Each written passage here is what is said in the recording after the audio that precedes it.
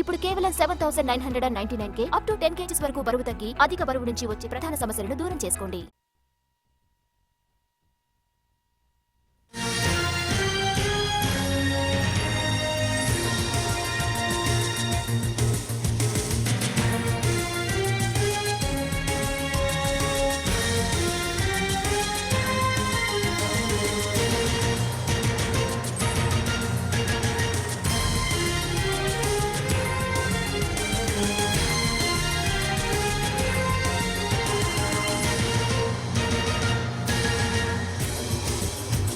CM Revanth Reddy నివాసంలో deputy CM Bhatti Vikramarka ఉన్నతాధికారుల సమావేశం ముగిసింది. రేపు సాయంత్రం 6 గంటలకు ఏపీ తెలంగాణ సీఎంల సమావేశం జరగనుంది. ఈ సమావేశానికి సంబంధించిన అజెండాను ఖరారు చేశారు. రేపటి సీఎంల సమావేశంలో తెలంగాణ కొన్ని డిమాండ్స్ పెట్టనుంది. టీటీడీ మెంబర్స్తో పాటు ఆదాయం ఆస్తుల్లో 42.58% వాటా కావాలని తెలంగాణ అడుగుతోంది. భద్రాచలంలో 7 మండలాలు ఇవ్వాలని డిమాండ్ చేస్తోంది. అలాగే కృష్ణపట్నం పోర్టులో వాటా కావాలంటోంది తెలంగాణ. దీంతో పాటు సముద్ర తీరంలో వాటా కోసం తెలంగాణ డిమాండ్ పెట్టింది.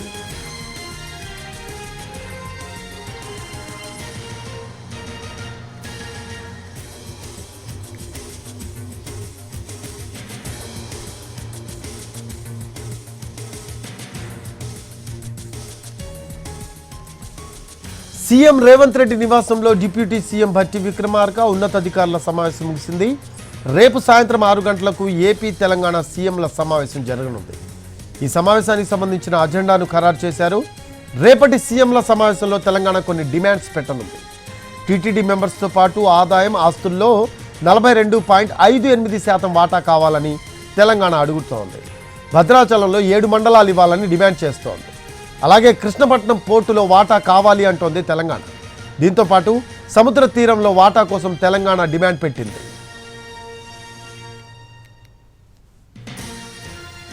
దీనికి సంబంధించిన లేటెస్ట్ అప్డేట్స్ అందించడానికి మా కరెస్పాండెంట్ చారి ఫోన్ లైన్లో అందుబాటులో ఉన్నారు.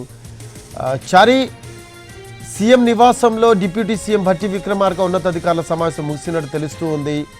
దీంట్లో కొన్ని పాయింట్స్తో అజెండాను రూపొందించినట్టు సమాచారం. దీనికి సంబంధించిన లేటెస్ట్ అప్డేట్స్ ఏంటి చారి? కొద్దిసేపు క్రితమే సీఎం రేవంత్ రెడ్డి నివాసంలో డిప్యూటీ సీఎం, సిఎస్ ఉన్నతాధికారులంతా కూడా సమావేశం ముగిసింది. సుమారు గంటన్నర పాటు జరిగినటువంటి సమీక్షా సమావేశంలో తెలంగాణకి రావాల్సినటువంటి వాటా, తెలంగాణ హక్కుల సాధనకు సంబంధించినటువంటి అంశాలన్నిటి మీద కూడా దీర్ఘంగా ఆలోచించినటువంటి పరిస్థితి అయితే కనపడుతుంది. ప్రస్తుతం మనకున్నటువంటి సమాచారం ప్రకారం తెలంగాణ ప్రభుత్వం కొన్ని కీలకమైనటువంటి అంశాలను ఏపీ ప్రభుత్వం ముందు ఉంచాలనేటువంటి ఆలోచనతో ఉంది. మొదటి అంశం, ఖమ్మం జిల్లాలో ఉన్నటువంటి 7 మండలాలు, భద్రాచలం నియోజకవర్గంలో ఉన్నటువంటి 7 మండలాలని విభజన చట్టంలో తెలంగాణకు కేటాయిస్తూ నిర్ణయం తీసుకుంది. కానీ తెలంగాణ విభజన తర్వాత ఏపీ ప్రభుత్వం ఒత్తిడితో అప్పుడు మొదటిసారిగా ఏర్పడినటువంటి కేంద్ర ప్రభుత్వం 7 మండలాలని కూడా ఏపీకి బదలాయించింది, ఏపీకి కేటాయించింది. దాంతో 7 మండలాల్ని తెలంగాణ ప్రభుత్వం కోల్పోవాల్సి వచ్చింది. పోలవరం ప్రాజెక్టుకి 7 మండలాలు విలీనం చేస్తేనే మార్గం సుగమం అవుతుందని గుర్తించినటువంటి నేపథ్యంలో ఏపీ ప్రభుత్వం అప్పుడు కేంద్రం మీద ఒత్తిడి పెంచి ఆ 7 మండలాలను కూడా విలీనం చేసుకుంది. కానీ అది విభజన చట్టంలో లేని అంశము, తర్వాత ఆర్డినెన్స్ రూపంలో తీసుకొచ్చారు. కాబట్టి ఇది తెలంగాణకు అన్యాయం జరిగినటువంటి అంశం. కాబట్టి ఈ అంశాన్ని రేపు జరిగేటువంటి సీఎంల సమావేశంలో ప్రధానంగా ప్రస్తావించాలనేటువంటి ఆలోచనతో తెలంగాణ ప్రభుత్వం ఉంది. ఆ 7 మండలాలు ఏపీలో ఏవైతే విలీనం చేశారో ఆ 7 మండలాల్ని తిరిగి తెలంగాణకి ఇవ్వాలి అనేటువంటి ప్రతిపాదనని బలంగా వినిపించాలనేటువంటి ఆలోచనతో ప్రభుత్వం ఉంది. కొద్దిసేపటి క్రితం సీఎం రేవంత్ రెడ్డి నివాసంలో జరిగినటువంటి సమావేశంలో ఈ నిర్ణయం జరిగింది. ఖమ్మం జిల్లాకు సంబంధించినటువంటి 7 మండలాల ప్రతిపాదనను కూడా డిప్యూటీ సీఎం భట్టి విక్రమార్క ప్రతిపాదన చేసినట్టు తెలుస్తుంది. ఇక రెండవ అంశం, ఉమ్మడి రాష్ట్రంలో ఉన్నప్పుడు తెలంగాణ ఆదాయము, తెలంగాణ నుంచి ఆదాయం కూడా టీటీడీకి, తిరుమల తిరుపతి దేవస్థానానికి వెళ్ళింది. కాబట్టి అది ఉమ్మడి ఆస్తి కాబట్టి దాంట్లో తెలంగాణకి కూడా వాటా ఇవ్వాలనేటువంటి డిమాండ్ని కూడా రేపు తెలంగాణ ప్రభుత్వం ఏపీ ప్రభుత్వం ముందు ఉంచాలనేటువంటి ఆలోచనతో ఉంది. 42:58 రేషియోలో టీటీడీలో ఉండేటువంటి ఆస్తి కావచ్చు, ఆదాయానికి సంబంధించినటువంటి అంశాలు కూడా తెలంగాణ ప్రభుత్వానికి వాటా ఇవ్వాలని కోరడంతో పాటు టీటీడీ బోర్డు మెంబర్ల నియామకానికి సంబంధించినటువంటి అంశంలో కూడా తెలంగాణకి ఆస్తులు అలాగే ఆదాయానికి సంబంధించినటువంటి పంపకం ఎలా ఉంటుందో అదే రేషియాలో తెలంగాణకు ఇవ్వాలనేటువంటి అంశాన్ని కూడా తెలంగాణ ప్రభుత్వం ప్రధానంగా ఏపీ ప్రభుత్వం ముందు పెట్టాలనుకుంటుంది. అలాగే కృష్ణపట్నం పోర్టుకు సంబంధించి తెలంగాణకి పోర్టులు లేవు. కృష్ణపట్నం పోర్టు కూడా తెలంగాణ ఉమ్మడి ఆంధ్రప్రదేశ్ ఆదాయంతోనే డెవలప్మెంట్ చేశారు కాబట్టి ఆ కృష్ణపట్నం పోర్టులో కూడా తమకు వాటా ఇవ్వాలనేటువంటి డిమాండ్ ని పెట్టబోతుంది. ఇక సముద్ర తీర ప్రాంతం తెలంగాణని ఆనుకొని ఉన్నటువంటి సముద్ర తీర ప్రాంతంలో కూడా తెలంగాణకి సముద్రం లేదు కాబట్టి ఆ తీర ప్రాంతాలన్నింటినీ కూడా ఉమ్మడి రాష్ట్రంలోనే అభివృద్ధి చెందాయి కాబట్టి ఆ తీర ప్రాంతంలో ఉన్నటువంటి వాటిలో కూడా తెలంగాణ ప్రభుత్వానికి వాటా ఇవ్వాలనేటువంటి వాదన కూడా తెర మీదకి తీసుకురావాలనుకుంటుంది. అలాగే విద్యుత్ సంస్థలకు సంబంధించినటువంటి బకాయిలకు సంబంధించినటువంటి అంశం మీద కూడా కొంత కఠినంగానే వ్యవహరించాలనుకుంటుంది. తెలంగాణ ప్రభుత్వానికి ఏపీ ప్రభుత్వం నుంచి 24,000 కోట్ల బకాయి ఉంది. వాటిని పూర్తిగా చెల్లించాలనేటువంటి డిమాండ్ ని కూడా వినిపించాలనుకుంటుంది. తెలంగాణ నుంచి కూడా ఏపీ ప్రభుత్వానికి 7,000 కోట్లు వెళ్లాల్సి ఉంటుంది కాబట్టి 7,000 కోట్ల బకాయిల్ని పూర్తిగా చెల్లించడానికి మేము సిద్ధంగా ఉన్నామనేటువంటి అంశాన్ని కూడా తెలంగాణ ప్రభుత్వం చెప్పాలనుకుంటుంది. ఇదే అంశాన్ని ఇక్కడ ఏపీలో కలిసిన 7 మండలాలను కూడా తిరిగి ఇవ్వాలని తెలంగాణ డిమాండ్ చేస్తున్న పరిస్థితి. అంటే ఈ తిరిగి ఇవ్వడం అనేది సాధ్యమయ్యే పనేనా అంటే ఏం చెప్తారు చారి మీరు దీనికి సంబంధించి?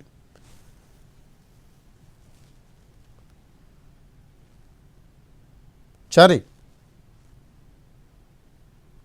తెలంగాణ ప్రభుత్వానికి 24,000 కోట్ల బకాయి పడి ఉంది ఏపీ ప్రభుత్వం కాబట్టి ఆ 24,000 కోట్లను తెలంగాణ ప్రభుత్వానికి ఇస్తే ఆంధ్రప్రదేశ్ ప్రభుత్వానికి కూడా తెలంగాణ నుంచి 7,000 కోట్ల చెల్లించాల్సి ఉంటుంది.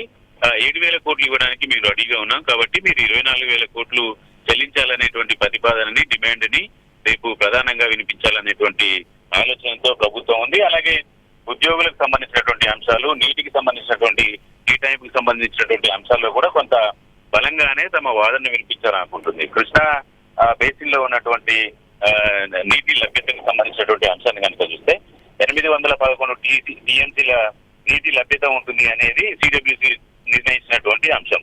ఈ నీటి పంపిణీ సూత్రం ప్రకారం తెలంగాణకి 558 టీఎంసీల నీటిని కేటాయించాలనేటువంటి ప్రధానమైనటువంటి డిమాండ్ ని కూడా ఏపీ ప్రభుత్వం ముందు ఉంచాలనుకుంటుంది. అలాగే గతంలో ఉమ్మడి రాష్ట్రంలో నీటి పంపకాలలో కూడా తెలంగాణకు అన్యాయం జరిగింది కాబట్టి కృష్ణా పరివాహక ప్రాంతం ఎక్కువ తెలంగాణలో ఉంటుంది. వాటి నీటి వినియోగం కూడా ఎక్కువగా ఉంటుంది కాబట్టి ఆ రేషియోలో 588 టీఎంసీల నీటిని తెలంగాణకు డిమాండ్ చేయాలనుకుంటుంది. అలాగే ఈ జగన్ ప్రభుత్వం ఉన్నప్పుడు పూర్తిగా రాయలసీమ లిఫ్ట్ ఇరిగేషన్ స్కీమ్స్ తో తెలంగాణకు సంబంధించినటువంటి నీటి వాటాని కూడా దోపిడీ చేసింది అనేటువంటి ఆరోపణ అప్పుడు పిసిసి చీఫ్ గా ఉన్నారు, ఇప్పుడు సీఎం గా ఉన్నటువంటి రేవంత్ రెడ్డి కావచ్చు, సిఎల్పి నాయకుడిగా గతంలో ఇప్పుడు డిప్యూటీ సీఎం గా ఉన్నటువంటి బట్టి విక్రమార్క వీళ్ళు బలంగా వినిపించినటువంటి నేపథ్యంలో ఇప్పుడు శ్రీశైలంకి సంబంధించినటువంటి శ్రీశైలం నుంచి రాయలసీమ లిఫ్ట్ ఇరిగేషన్ కి తీసుకెళ్లేటువంటి నీటిలో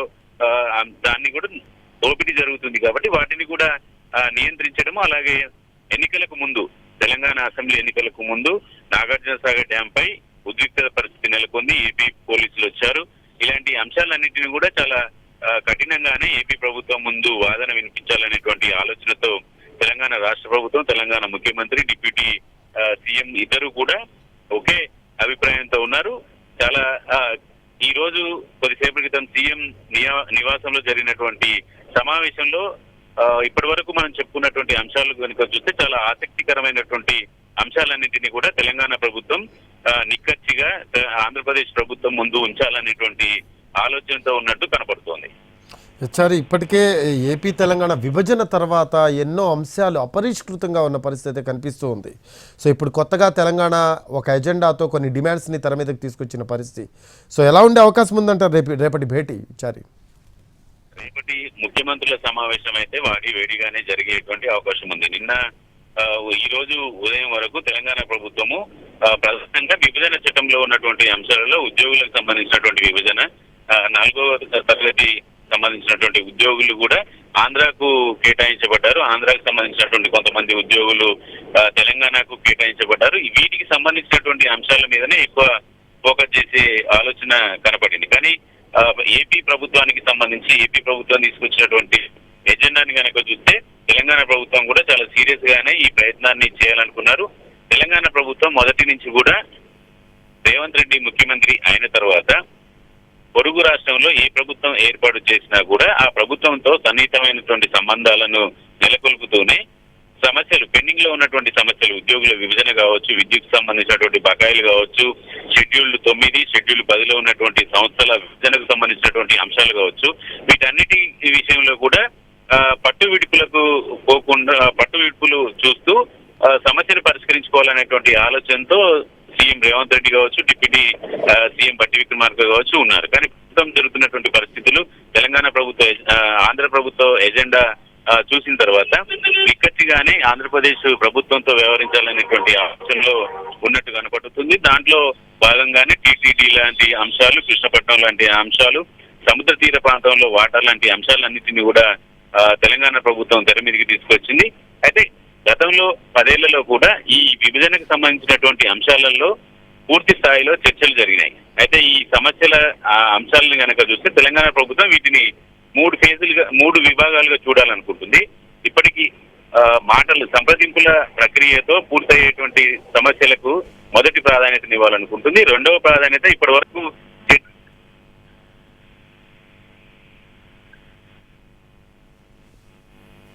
కేటాయించినటువంటి అంశాలు కావచ్చు, ఉద్యోగుల విభజనలో కొన్ని అంశాలు కావచ్చు, వీటన్నిటినీ కూడా ఇప్పటి వరకు 2 ప్రభుత్వాలు చర్చించినటువంటి పరిస్థితి దాఖలాలు లేవు. అలాగే షెడ్యూల్ 9, 10లో ఉన్నటువంటి సంస్థల విభజనకు సంబంధించి పంపకాలకు సంబంధించినటువంటి అంశాలు కూడా పెండింగ్ లో ఉన్నాయి. వీటన్నిటి మీద కూడా కొంత చర్చ జరిగేటువంటి అవకాశం అయితే కనబడుతుంది. 2 ప్రభుత్వాలు కొంత ఓపెన్ గా చర్చ చేయాలనుకుంటున్నప్పటికీ కూడా తెర మీదకి వస్తున్నటువంటి అంశాలను చూస్తే సిట్టింగ్ లో ఈ వ్యవహారం అంతా సెటిల్ అయ్యేటువంటి పరిస్థితి అయితే కనిపించట్లేదు. ప్రైమరీగా సంప్రదింపుల సందర్భంగా పరిష్కారం అయ్యేటువంటి వాటి కొన్ని రేపు కొంత పరిష్కారం వచ్చేటువంటి అవకాశం ఉంటుంది. ఈ సంప్రదింపులు 2 ప్రభుత్వాల సమావేశాలు అనేవి కొనసాగే అవకాశం అయితే కనపడుతుంది. అయితే 2 ప్రభుత్వాలు ఇచ్చిపుచ్చుకునే ధోరణి, లేదంటే 2 ప్రభుత్వాలు సమస్యను పరిష్కరించుకునే ధోరణి కనుక కనబడితే ఈ సమావేశాలు కొనసాగేటువంటి అవకాశం ఉంది. కాబట్టి అసెంబ్లీ ప్రస్తుతం ఉన్నటువంటి సమావేశాలలో ఈ 2 రాష్ట్రాలకు సంబంధించినటువంటి ప్రభుత్వాల సంప్రదింపులకు సంబంధించి 2 ప్రభుత్వాలు కూడా తమ డిమాండ్లకు సంబంధించి ఎజెండాని తెర మీదకి తీసుకొచ్చినటువంటి